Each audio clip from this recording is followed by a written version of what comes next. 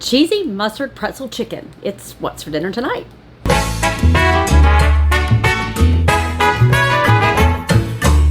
Come with me as I make something new tonight. It's my first time making this. I'm gonna be reading the directions and we're just gonna go with it. All right, we are making pretzel chicken with a mustard cheddar sauce. So my husband's been dying for this for 2 weeks. I didn't make it last week, so we're gonna make it tonight. Okay, to start off with, I have a bag of pretzels. I no longer have a bag of pretzels. I have taken this bag and pulverized it. You really should use a blender or something like that.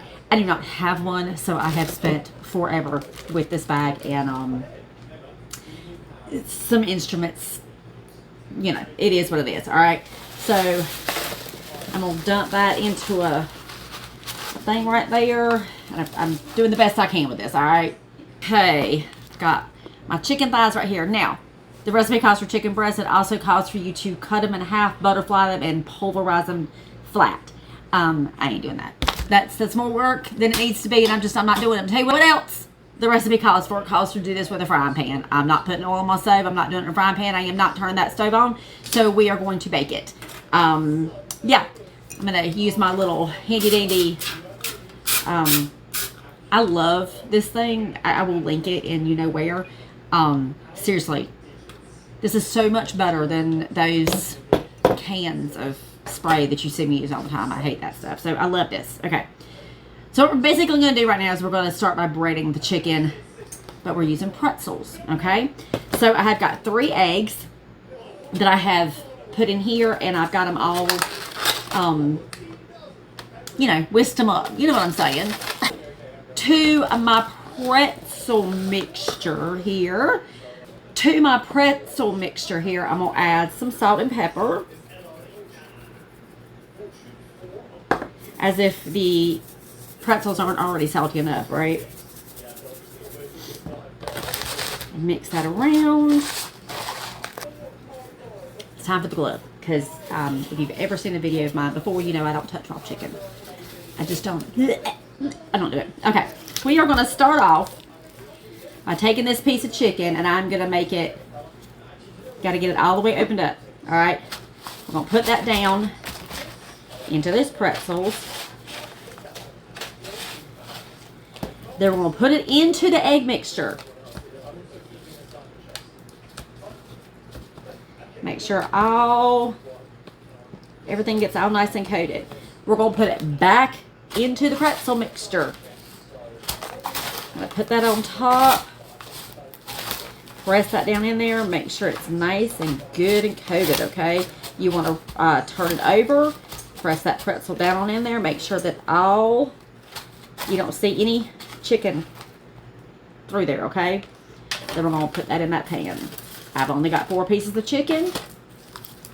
I should probably get a second pan. I probably should have used the bigger pan to begin with. Let's just start there. I'm going to just go get a bigger pan, all right? So here we are. I'm going to take that glove off real quick. I can put it right back on, no problem. Use my little spray again. Get that good and sprayed up. Put the glove back on because we know I ain't touching that chicken. And now I'm going to move that chicken to that pan. I'll throw this one away. It's alright. It costs 50 cents. It's fine. Alright. Now we're going to do that for all the chicken. Alright. From the pretzel mixture into the egg. And back to the pretzels.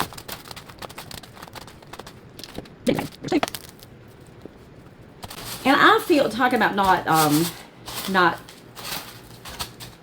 butterflying this and flattening it out, I feel like when a recipe calls for you to do that for a chicken breast, I mean, yeah, I get it, but I use thighs. I don't feel like thighs are as thick as the breasts are. I can see a need to do that with chicken breasts. I just don't feel as much of a need to do that with thighs. So that's my personal opinion. Do what you will, okay? You know that I will post the link to this, as always, in my little bio. You can go there.